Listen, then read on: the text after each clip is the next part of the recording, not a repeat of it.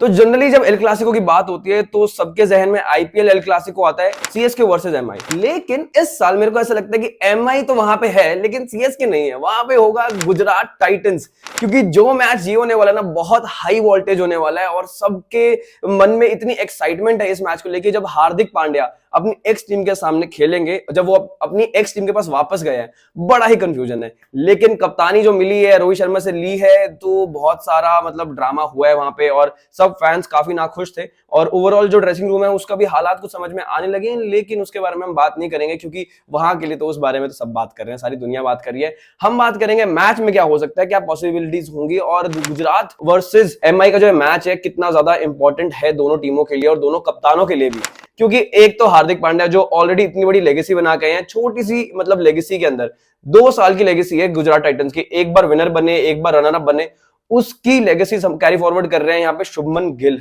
तो कप्तानी का भार, थोड़ा सा रिस्पॉन्सिबिलिटी तो ज्यादा होगी उनके जहन में और उनके ऊपर। और उसके साथ साथ हार्दिक पांड्या अपनी एक्स टीम के पास वापस गए हैं। वैसे कहा जाता है कि एक्स के पास वापस नहीं जाते हैं, लेकिन हार्दिक पांड्या चले गए हैं और उनको कप्तानी मिल गया वहां पे, इसलिए वो चले गए हैं। अब देखना होगा वो किस तरह से इस टीम को मैनेज करते हैं, जहां पे रोहित शर्मा उनके एक्स कैप्टन, जिसके अंडर खेल के उन्होंने ऑलमोस्ट मतलब वो हार्दिक पांड्या बने हैं, वो कैसे मैनेज करेंगे उनको। फिर जसप्रीत बुमराह वहां पे होंगे, सूर्य कुमार यादव होंगे जो उनके सीनियर्स रहे हैं या फिर ओवरऑल उनके साथ के भी रहे हैं अगर प्लेयर्स, लेकिन जो बहुत ज्यादा बड़े कंटेंडर्स थे एमआई की कप्तानी के लिए। तो ये कैसे रेपुटेशन मैनेजमेंट होगी, मैन मैनेजमेंट होगी हार्दिक पांड्या की तरफ से, तो एक सवाल रहेगा। और हमने वीडियोस भी देखी है कुछ हार्दिक पांड्या रोहित शर्मा को गले लगाते हैं और वो सब, लेकिन ठीक है, उसके बारे में हम कमेंट नहीं करेंगे।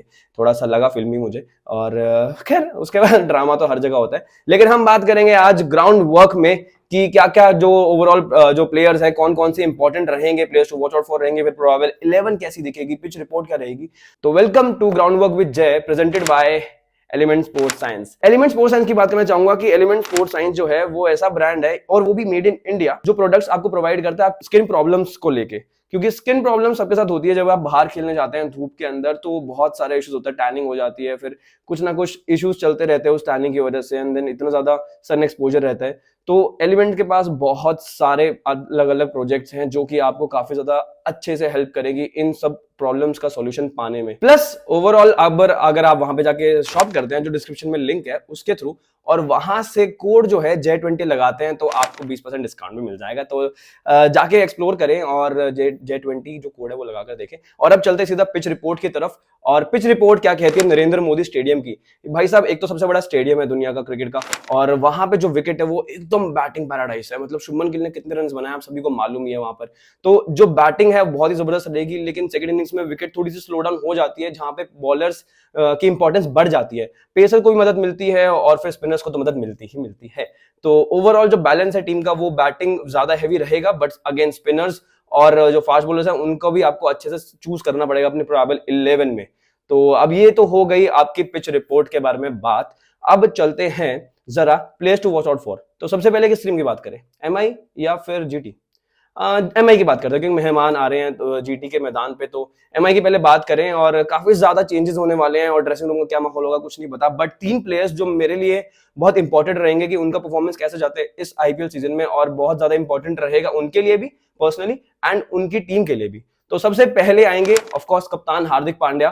बहुत बड़ा ट्रांजिशन हुआ है, बहुत बड़ा ट्रेड हुआ है ये आईपीएल की हिस्ट्री में, और वहां से कप्तानी मिलना एमआई की, जहां पे उन्होंने शुरू किया था डेब्यू करके आईपीएल, तो बहुत बड़ी बात है। और वो बतौर कप्तान इस टीम को कैसे लीड करेंगे और कैसे आगे कैरी फॉरवर्ड करेंगे, वो 5 ट्रॉफीज की लेगेसी, वो देखने वाली बात होगी। उसके साथ साथ बतौर ऑलराउंडर, फास्ट बॉलिंग ऑलराउंडर कह लो या बैटिंग ऑलराउंडर कह लो, बट बैटिंग में लास्ट ईयर की अगर हम बात करें तो उन्होंने काफी ठीक ठाक डिसेंट परफॉर्मेंस दी थी। और हार्दिक पांड्या ने 16 मैचेस में 346 रन के आसपास बनाए थे और 136 के स्ट्राइक रेट के साथ रन बनाए थे, डिसेंट है।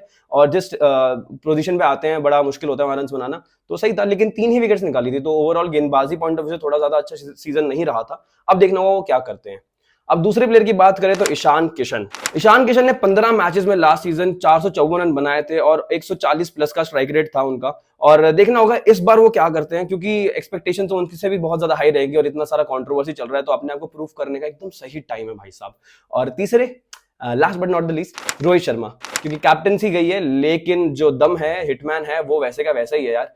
और देखना होगा वो इस बार वो कैप्टनसी के बाहर से अलग, प्रेशर से अलग कैसे परफॉर्म करते हैं। और लास्ट सीजन की अगर बात करें तो कुछ खास परफॉर्मेंस नहीं थी, डिसेंट ही थी, लेकिन हमें पता है रोहित शर्मा जब रोहित शर्मा वाला अवतार लेके आते हैं तो क्या वो कर सकते हैं और क्या सामने वाली टीम का हासिल कर सकते हैं। तो लास्ट सीजन की बात करें तो 16 मैचेस में 332 रन के आसपास थे और 130 के आसपास का स्ट्राइक रेट था, जो कि डिसेंट है। मतलब रोहित शर्मा का जो टैलेंट है, पोटेंशियल है, जो वो कर सकते हैं, काबिलियत है, उसको जस्टिफाई नहीं करते हैं स्टैट्स, बट स्टिल ठीक है ऐसा था। लेकिन 300 से ज्यादा रन बनाए थे, स्टिल ओवरऑल अपनी काबिलियत के हिसाब से कम है। स्टिल मैं फिर से कह रहा हूं, तो एक्सपेक्टेशंस हाई रहेंगी उनसे भी कि यार आप अपने आप को प्रूव करें यहाँ पर मुंबई इंडियंस के टीम में रह के, और टीम को आगे जितवाते रहे, कंट्रीब्यूट करते रहे और फ्रीली अब बल्लेबाजी करें आप, मजा आएगा। और अब चलते हैं जीटी की तरफ। जीटी के top 3 players to watch out for होंगे मेरे लिए। सबसे पहले होंगे शुभमन गिल, कप्तानी कर रहे हैं इस बार इस टीम की और काफी ज्यादा बाहर रहेगा, वो रिस्पॉन्सिबिलिटी रहेगी।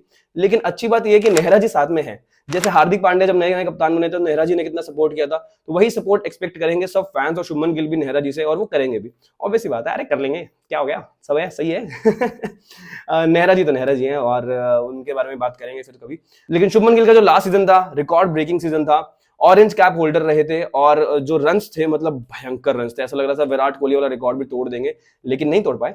और शुभमन गिल ने ऑलमोस्ट 17 मैचेस में 890 रन बना दिए थे, 900 के पास पहुंच ही गए थे, लेकिन 890 रन बनाए थे और जो स्ट्राइक रेट था वो 158 का था, गजब। और एवरेज जो थी वो थी 60 के आसपास की, मतलब 59 के आसपास की एवरेज थी, तो मतलब गजब बैटिंग कर रहे थे और रन्स तो बहुत बनाते हैं, वो भी अहमदाबाद के मैदान में तो बहुत ज्यादा बनाते हैं, तो उन पे नजरें बहुत रहेंगी। उसके साथ साथ सेकंड नंबर पे आएंगे साई सुदर्शन। साई सुदर्शन ने 8 मैच में 362 रन बनाए थे, कम मैचेस खेले थे लेकिन बहुत ज्यादा अपने आप को प्रूव किया था और 140 प्लस के स्ट्राइक रेट से रन बनाए थे, तो वो एक बहुत अच्छा मेरे को लगता है कि यहाँ पे इस बार कंटेंडर रहेंगे प्लेइंग 11 में सारे मैचेस खेलने के लिए, बिकॉज उसके बाद इंडिया खेले है, वहां भी कॉन्फिडेंस दिखाया है, वहां भी अच्छे स्कोर करके आए हैं, तो ओवरऑल मेरे को लगता है जहां भी गए हैं, इवन डोमेस्टिक सर्किट में अच्छा स्कोर किया है, तो इस बार प्लेइंग 11 में जगह ज्यादा मिलेगी, क्योंकि हार्दिक पांड्या भी नहीं है मिडिल ऑर्डर में वहां पे संभालने के लिए, तो इनका रोल बढ़ जाएगा, रिस्पॉन्सिबिलिटी ज्यादा मिलेगी इनको, और मेरे को लगता है कि आउटशाइन करेंगे वहां पर भी। और अब तीसरे प्लेयर की अगर हम बात करें, क्योंकि मोहम्मद शमी वहां पर नहीं है, तो मोहम्मद शमी के बाद जो सेकंड हाईएस्ट विकेट टेकर थे टूर्नामेंट के भी और जीटी के लिए भी, वो थे मोहित शर्मा। क्या मतलब जबरदस्त था, नेट बॉलर से सीधा टीम में आए और उसके बाद क्या परफॉर्मेंस दी है मोहित शर्मा ने। उनके ऊपर नजरें और रिस्पॉन्सिबिलिटी दोनों बहुत ज्यादा रहेंगी इस बार भी, और शामी की गैर मौजूदगी में बहुत ज्यादा भार होगा, क्योंकि डेथ बॉलिंग संभाल लेते हैं, नई गेंद से भी संभाल लेते हैं, मिडिल ऑर्डर में अगर मिडिल ओवर्स में अगर कभी गेंदबाजी करनी है तो वो भी देख लेते हैं, कोई दिक्कत नहीं आती उनको। तो देखना होगा वो इस बार किस तरह से परफॉर्म करते हैं। अगर लास्ट सीजन की बात करें तो 27 विकेट निकाली थी और जो इकोनॉमी थी वो 8 के आसपास की थी, तो बहुत ही बढ़िया गेंदबाजी रही थी, और सेकंड हाईएस्ट विकेट टेकर थे ओवरऑल टूर्नामेंट में भी और जीटी के लिए भी, तो काफी गजब।